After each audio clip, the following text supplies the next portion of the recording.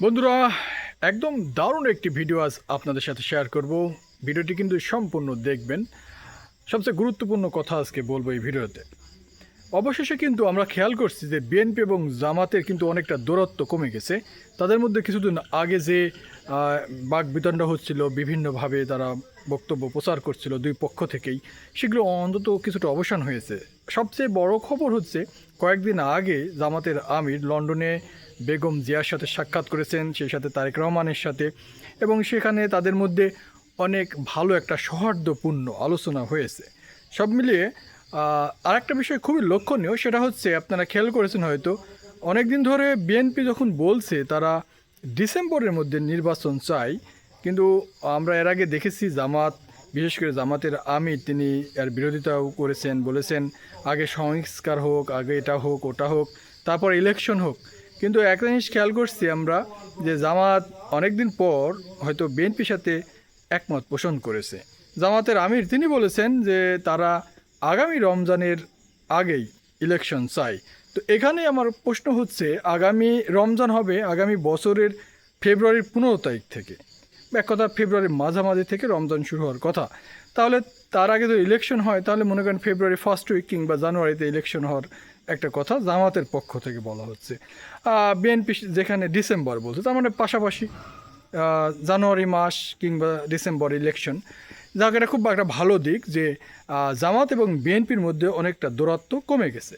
তবে আমি মনে করি যে ইলেকশনের ব্যাপারটা, যে বিষয়টা বলা হচ্ছে এনসিপির পক্ষে, অর্থাৎ ছাত্রদের যে দল, নতুন দল, এবং ছাত্ররা কখনোই চাচ্ছে না যে ডিসেম্বর ইলেকশনটা হোক। সামান্তা শারমিন তিনি কিন্তু সেই কথাটাই তার বক্তব্যে প্রচার করেছেন। ইলেকশনটা আসলে জুনের মধ্যে সম্ভব কিনা, এবং আসিফ নজরুল যিনি আইন উপদেষ্টা, তিনিও বলেছেন জুনের পরে আর ইলেকশন যাবে না, কোনো সংশয় নেই। আমরা তার কথা বিশ্বাস এবং আস্থা রাখতে চাই। ইলেকশনটা একটা সুন্দর সময়ই হোক। অনেক সংস্কারের ব্যাপারও রয়েছে, কারণ নাহিদ ইসলাম যিনি সরকারে ছিলেন, এখন এনসিপির দায়িত্বে রয়েছেন আহ্বায়ক। নাহিদ ইসলাম ছাত্রদের মূল নেতা। তিনি বলেছেন বর্তমান যে মাঠ প্রশাসন, সেটা কিন্তু একদম নিরপেক্ষ নয়, এবং তিনি এইভাবেই বলেছেন বিএনপিকে কেন্দ্র করে যে বিএনপির পক্ষে তারা কাজ করছে, সুতরাং এই মুহূর্তে ইলেকশন হলে সুষ্ঠু নির্বাচন সম্ভব নয়। সত্যিকারই অর্থে আমরা হয়তো অনেক সময় দেখেছি যে আওয়ামী লীগ সরকার যখন ক্ষমতায় ছিল, তারাও কিন্তু প্রশাসনকে ব্যবহার করেছে। নাহিদ ইসলাম কোন সূত্রে বলেছে হয়তো তিনি তা ভালো জানেন, তবে আমি মনে করি যে এখনও নিউট্রাল প্রশাসন তৈরি করতে হলে সময় লাগবে, এবং এখান থেকে ভালো কিছু পেতে হলে, আউটপুট ভালো পেতে হলে সকলের একটা মতামত ঐক্যের ভিত্তিতে কিন্তু একটা প্রশাসন সাজাতে হবে, নিরপেক্ষ প্রশাসন সাজাতে হবে, কোনো দল যাতে প্রশ্ন না তুলতে পারে। এবং এই মানসিকতাও রাখতে হবে যে ইলেকশনে হারলাম আর দোষ দিলাম, কারচুপি হয়েছে, হলো এই মানসিকতাও গণতন্ত্রের জন্য শুভকর নয়। আমি মনে করি যে আগামী ইলেকশন সুন্দর একটা ব্যবস্থাপনা হবে। জামাত বিএনপি যেমন অনেকটা ঐক্যমতে এসেছে, অন্যান্য দলও আসবে, এবং ইলেকশন নিয়ে বিএনপি যে তাড়াহুড়া, এটা আমার কাছে মনে হয় বালখিল্যতা। কারণ ইলেকশন নিয়ে এত তাড়াহুড়া করার কিছু নেই। যেমন ছাত্ররা অভিযোগ করে বলছেন যে আওয়ামী লীগ যদি থাকতো ক্ষমতায়, তাহলে তো আপনার এখনও 28 সাল পর্যন্ত আওয়ামী লীগ থাকতো, তাই না?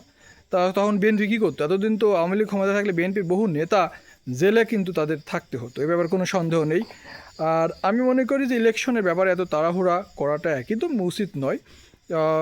বিএনপি জামাত অনেকটা যেমন একমত হয়েছে, আমার বিশ্বাস অন্যান্য রাজনৈতিক দলও ঐক্যমত্যের ভিত্তিতে একটা সুন্দর পরিবেশে আগামী ইলেকশনটা হবে। দর্শক, আজকের ভিডিও এ পর্যন্তই। তবে এটুকু বলবো, যারা চ্যানেলে নতুন এসেছেন লাইক, কমেন্ট, শেয়ার করবেন, অবশ্যই সাবস্ক্রাইব করতে ভুলবেন না। আর আপনাদের সুস্বাস্থ্য কামনা করি, ভালো থাকবেন সবসময়।